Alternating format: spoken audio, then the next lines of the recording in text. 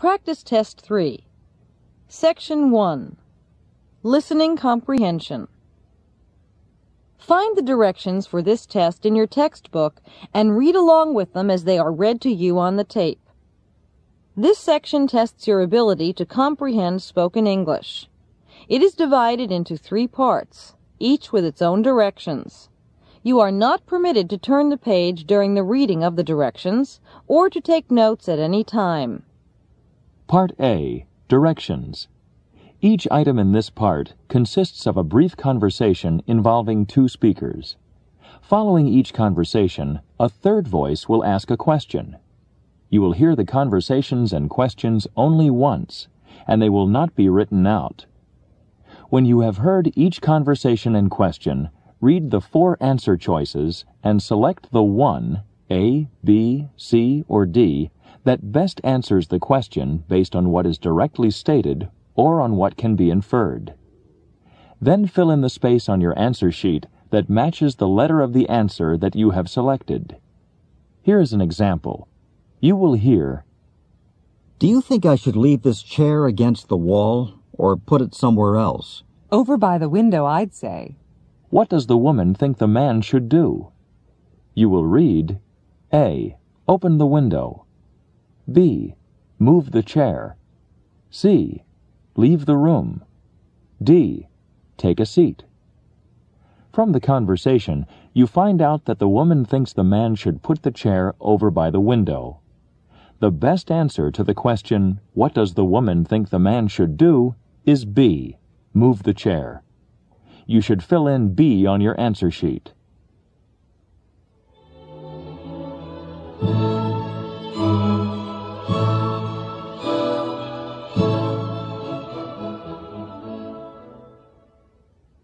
Now let's begin with the first conversation. Number 1. "Did Joan get someone to fix the broken window?" No, she did it herself.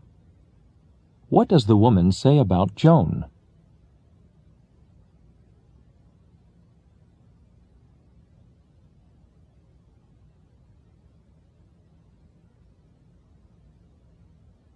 Number 2. "You're from Mayport? There's a big golf tournament held there every year, isn't there?" You're right. That golf tournament really put our little town on the map. What does the woman say about the town of Mayport?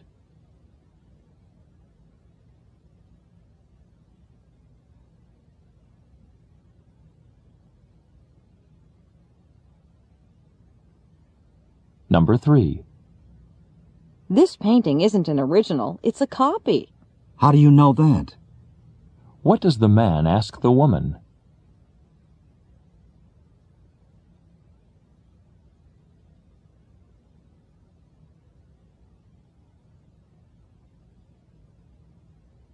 Number 4. Do you know where the nearest pharmacy is? "There's one in the supermarket on Lexington Street, right next to that big used car lot." What does the woman probably want?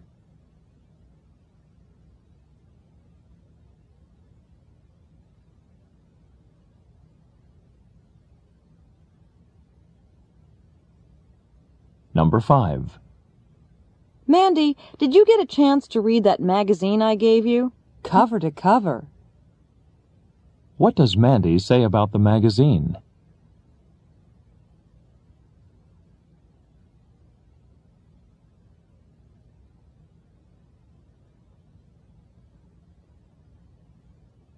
Number 6. "Jack didn't sound bad at all." Yeah, considering he hasn't played the guitar in years.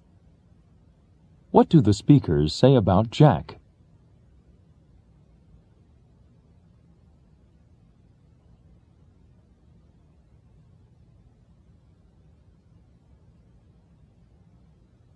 Number 7. "Do you think that I've packed too much equipment for my camping trip?" It should be just right, Max, if you plan to be gone for a couple of years. What does the woman imply about Max?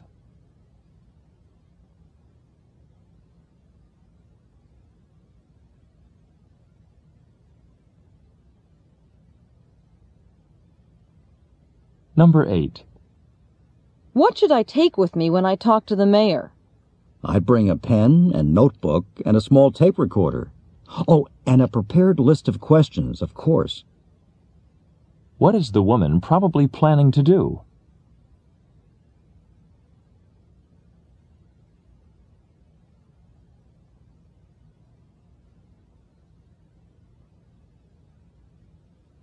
Number 9. That couldn't have been Professor Le Guin that you saw yesterday. He's been at a conference in San Francisco all week. Well, it sure looked like him. What can be inferred about the woman?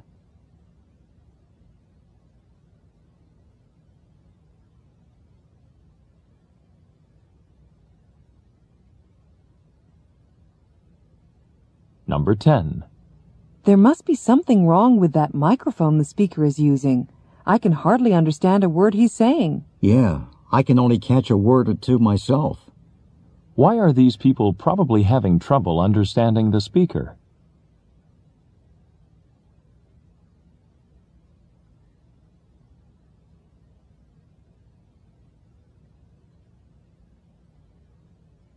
Number 11. Do you know where Dr. Delaney's office is? There's a directory over by the elevators. What does the man imply about Dr. Delaney's office?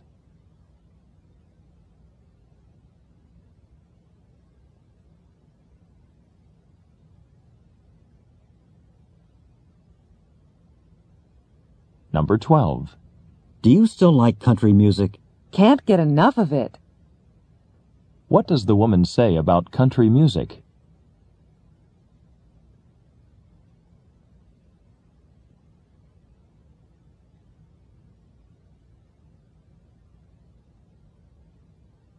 Number 13.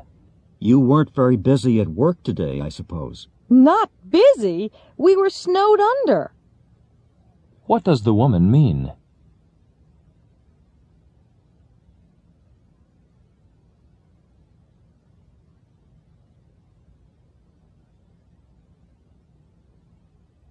Number 14. I've spent all my money for the month. Join the club.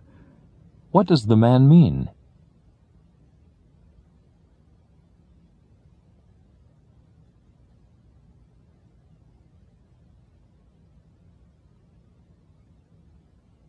Number 15. Is Clark going to come to the reception with us? If he can tear himself away from his computer for one evening, he might. What does the woman imply about Clark?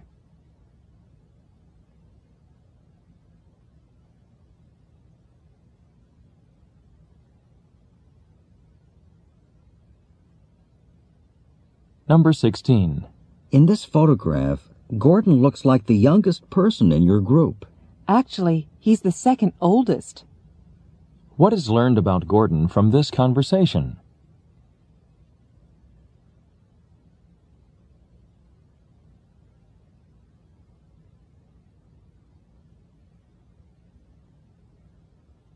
Number 17.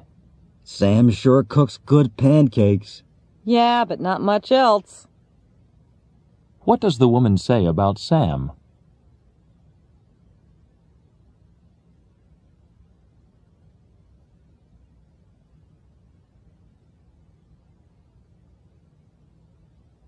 Number 18. Professor Bryant always grades fairly. I couldn't agree with you more. What does the woman mean?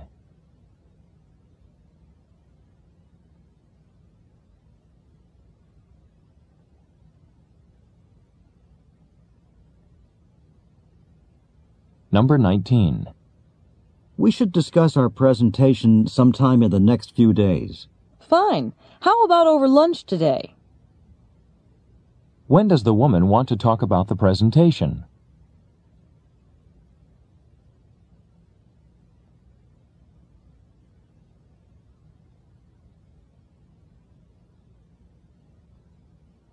Number 20. I'd love to be up in the mountains where it's cool. So you're not enjoying our weather this month? What can be inferred from the man's remark?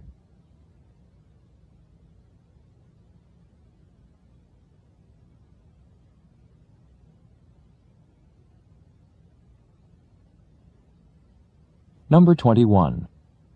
This is a great restaurant. You can get anything you want here. Anything except good service. What is the woman's opinion of the restaurant?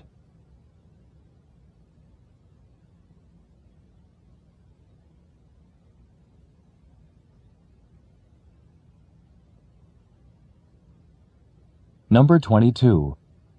Does the name John Casey ring a bell for you? John Casey. I can't say that it does. What does the man ask the woman about John Casey?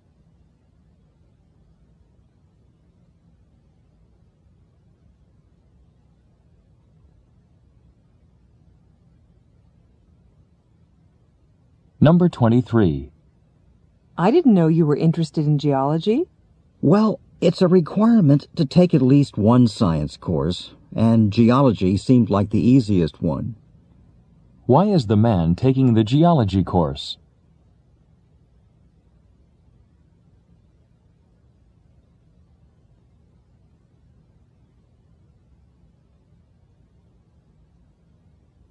Number 24. Have you ever seen a bear? Only at the zoo. What does the man mean?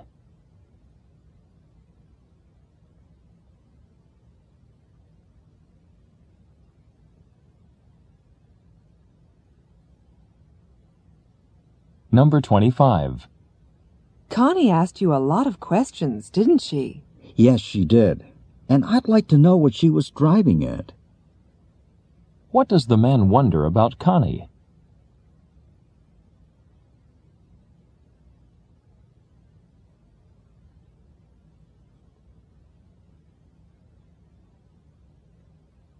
Number 26.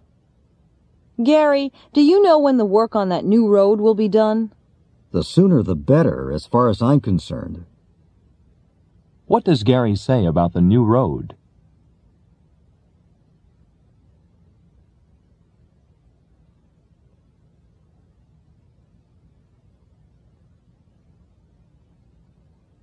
Number 27. My brother Charles is studying in Europe. Really? Since when? What does the woman want to know about the man's brother?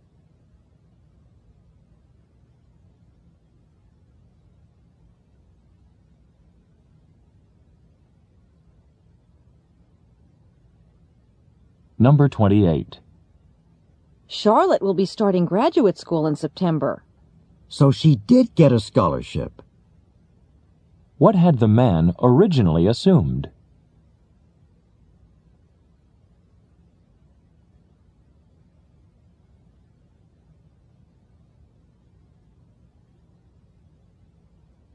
Number 29. Today is the 1st of the month. Isn't your rent due today? Yes, but I always pay it on the day before it's due. What does the man say about his rent?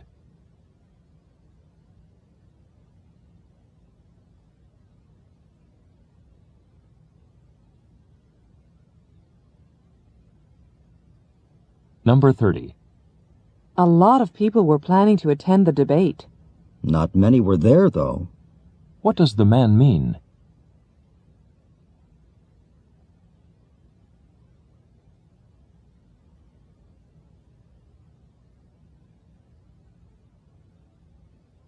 This is the end of Part A. Go on to Part B.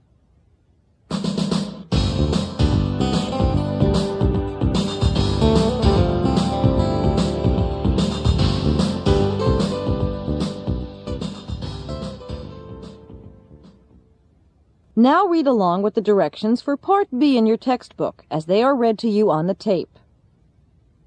Part B. Directions. This part of the test consists of extended conversations between two speakers. After each of these conversations, there are a number of questions. You will hear each conversation and question only once, and the questions are not written out. When you have heard the questions, read the 4 answer choices and select the one, A, B, C, or D, that best answers the question based on what is directly stated or on what can be inferred. Then fill in the space on your answer sheet that matches the letter of the answer that you have selected. Don't forget, during actual exams, taking notes or writing in your test book is not permitted.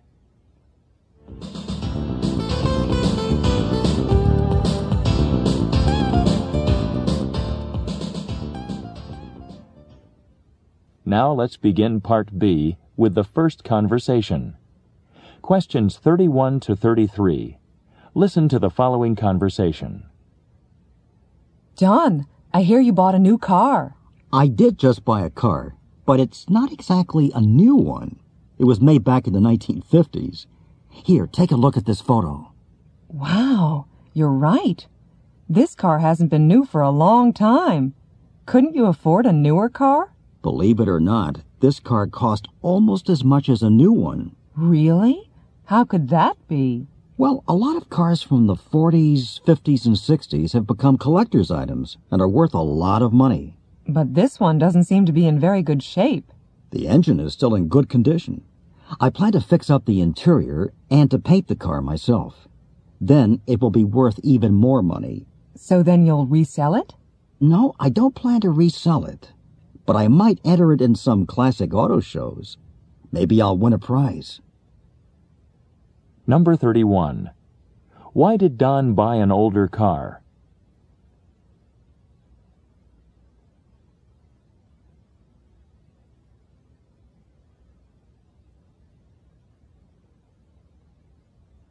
Number 32. When was Don's car made?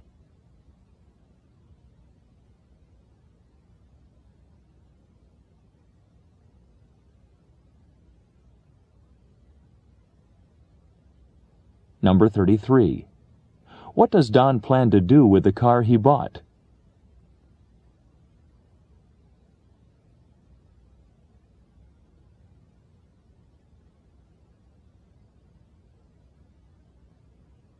Questions 34 to 37. Listen to the following conversation. You'll be in room 207. Here's your key, and I hope you enjoy your stay with us, Ms. Cook. Thanks. Oh, by the way, I'd like to get some information from you. You see, the conference I'm attending will be over early Wednesday, and I don't fly out until Thursday. Do you have any recommendations for sightseeing? There's a great planetarium at our Natural History Museum. You might enjoy that. I don't know. I don't think I want to do that. The city I come from has a good planetarium. There are also some good art galleries downtown. I'm more interested in doing something outdoors. Oh, well, there's a beautiful waterfall called Crystal Falls not far from here. That sounds like something I'd enjoy seeing. How do I get there? Do you have a car, or will you be taking a bus? I rented a car at the airport. Then just take Watterson Street west out of town and go about 5 miles. You'll see a sign that says Crystal Falls. It's a short walk from there. That sounds great. Thanks. Number 34. Where is this conversation taking place?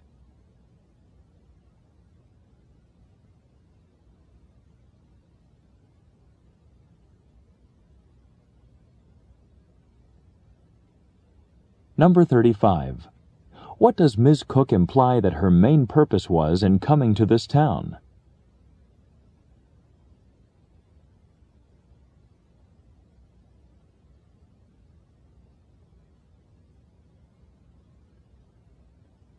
Number 36. Why does Ms. Cook not want to go to the planetarium?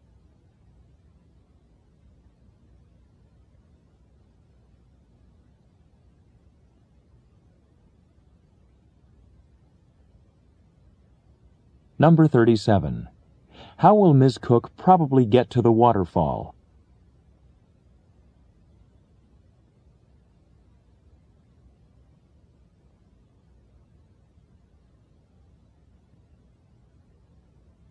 This is the end of Part B. Go on to Part C.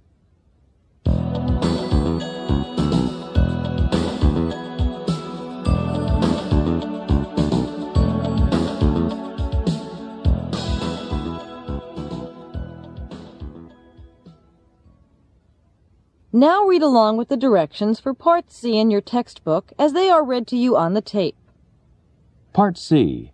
Directions. This part of the test consists of several talks. each given by a single speaker. After each of these talks, there are a number of questions. You will hear each talk and question only once, and the questions are not written out. When you have heard each question, read the 4 answer choices and select the one, A, B, C, or D, that best answers the question based on what is directly stated or on what can be inferred. Then fill in the space on your answer sheet that matches the letter of the answer that you have selected. Don't forget, during actual exams, taking notes or writing in your test book is not permitted. Here is an example. You will hear, Students, this evening we'll have a chance to observe a phenomenon that we've discussed several times in class. Tonight, there will be a lunar eclipse. As we've said, when an eclipse of the moon occurs, the Earth passes between the sun and the moon. Therefore, the shadow of the Earth moves across the surface of the moon and obscures it. Because you won't be looking at the sun, it is not necessary to use the special lenses and filters that you need when observing a solar eclipse. You can observe a lunar eclipse with your unaided eye or with a telescope, and photograph it with an ordinary camera. So if the weather's not cloudy tonight, go out and take a look at this eclipse of the moon. I'm sure you'll find it interesting. Now here is a sample question. You will hear, in what course is this lecture probably being given? You will read, A, philosophy, B, meteorology, C, astronomy, D, photography. The lecture concerns a lunar eclipse, a topic that would typically be discussed in an astronomy class. The choice that best answers the question, in what course is this lecture probably being given, is C, astronomy. You should fill in C on your answer sheet. Here is another sample question. You will hear, according to the speaker, which of the following occurs during a lunar eclipse? You will read, A, the Earth's shadow moves across the moon. B, clouds block the view of the moon. C, the moon moves between the Earth and the sun. D, the sun can be observed without special equipment. From the lecture, you learn that a lunar eclipse occurs when the Earth moves between the sun and the moon, and the shadow of the Earth passes across the moon. The choice that best answers the question, according to the speaker, which of the following occurs during a lunar eclipse, is A, the Earth's shadow moves across the moon. Questions 38 to 41. Listen to a part of a talk about a type of dance. Good afternoon. In today's class, we're going to continue our discussion of dance around the world with a look at the hula, a dance of the Hawaiian Islands. And we'll see a video of a traditional hula dance. Today, when we hear the word hula, most of us think of women in grass skirts, swaying to ukulele music while tourists take pictures. The traditional version, though, is quite different from the dance as it is performed today. The traditional hula was danced by both men and women who had been trained at special schools. It was accompanied by rhythmic chanting. The chants and the dances were originally performed to honor the gods, promote fertility, or praise great Hawaiian leaders. The traditional hula was banned by missionaries from New England around 1820, and the hula dance itself survived only in a radically different form. The performance you'll see on the screen this afternoon, though, is as much like the original dance as possible. Even the costumes the dancers are wearing are authentic. Now let's turn down the lights and watch. Number 38. Who is the audience for this lecture?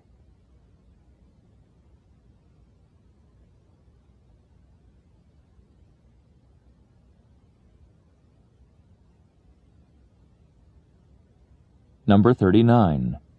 What can be inferred about the dance that the audience will see?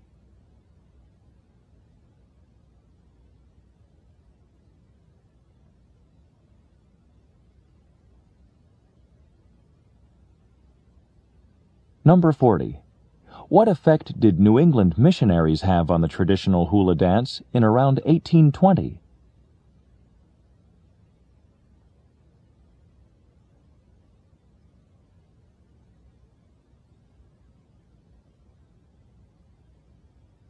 Number 41. What will the audience for this talk do next?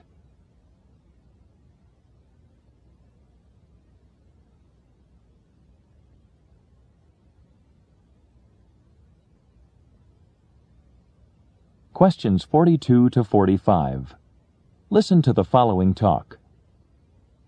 Imagine you're driving down the highway one spring day and it begins to rain. You hear the sound of the rain on the car roof. Suddenly, it sounds as if small stones are pounding on the car, and you see balls of ice bouncing on the road. You're in a hailstorm, and you'd better get your car under cover. Hailstones can damage vehicles, as well as gardens and farmers' crops. If you pick up a hailstone and cut it in half, you'll see it has layers, just like an onion. A hailstone begins its existence as a snowflake, high in the atmosphere. The snowflake comes in contact with what is called supercooled water, water that exists at temperatures below freezing, but is still in liquid form. This water forms a coating of ice around the snowflake, and it becomes a hailstone. As the hailstone falls, the layers of ice build up. Air currents may lift the hailstone back into the supercooled water many times, and more layers of ice form until the air currents can no longer hold it up. Then it falls to earth. Hailstorms occur most often in the spring. Some hailstones are as big as baseballs and may weigh over a pound. Number 42. What is the main purpose of this lecture?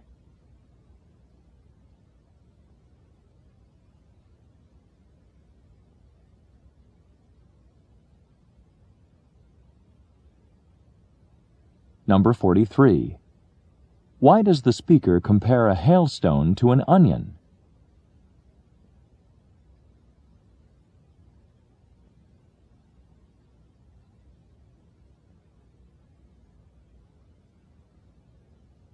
Number 44. According to the speaker, how does a hailstone begin its existence?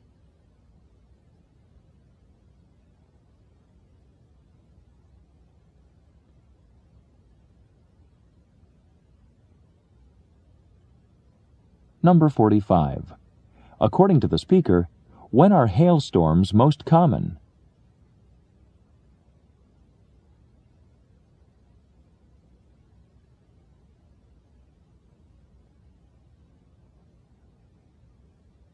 Questions 46 to 50.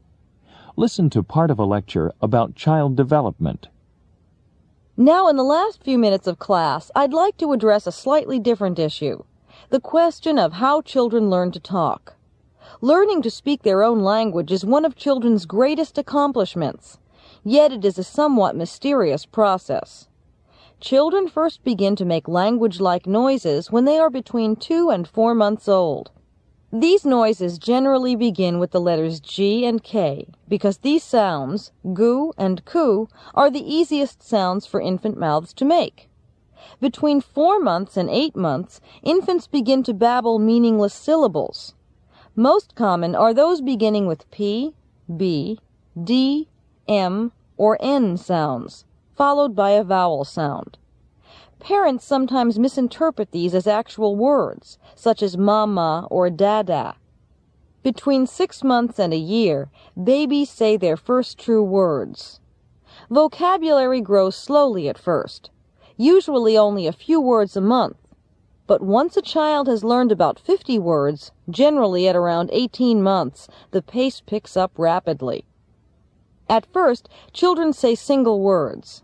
Then they begin forming 2-word combinations. All gone, more milk, see doggy. Children's 2-word combinations are so similar the world over that they read like translations of one another. Between the age of 2 and 3, children can form complete sentences and have mastered the basics of grammar. Can you believe it? A 2.5-year-old toddler is a grammatical genius, and all without studying a single rule. Typically, 4-year-olds know some 15,000 words and can form very sophisticated sentences. Even their mistakes are very logical. I saw 2 mans. Or, we goed to Grandma's house. So, how does this all happen? Well, there are several conflicting theories about language acquisition, but unfortunately, there just isn't time to discuss them today. So we'll take them up in Wednesday's class. In the meantime, please read Chapter 8 in your textbook. See you Wednesday. Number 46. What is the main topic of this talk?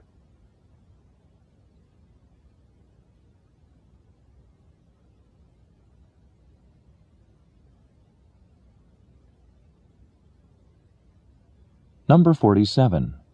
Which of the following sounds would a 2-month-old baby be most likely to produce?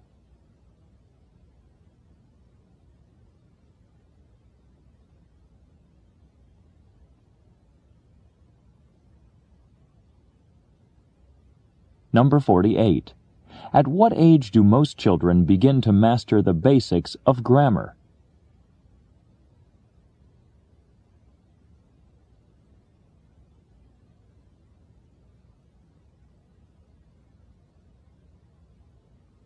Number 49.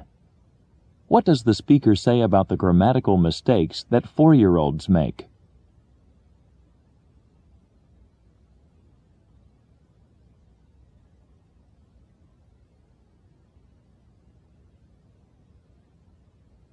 Number 50.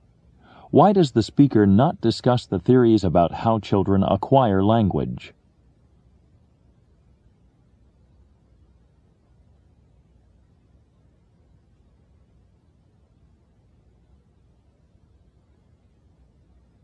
This is the end of Section 1.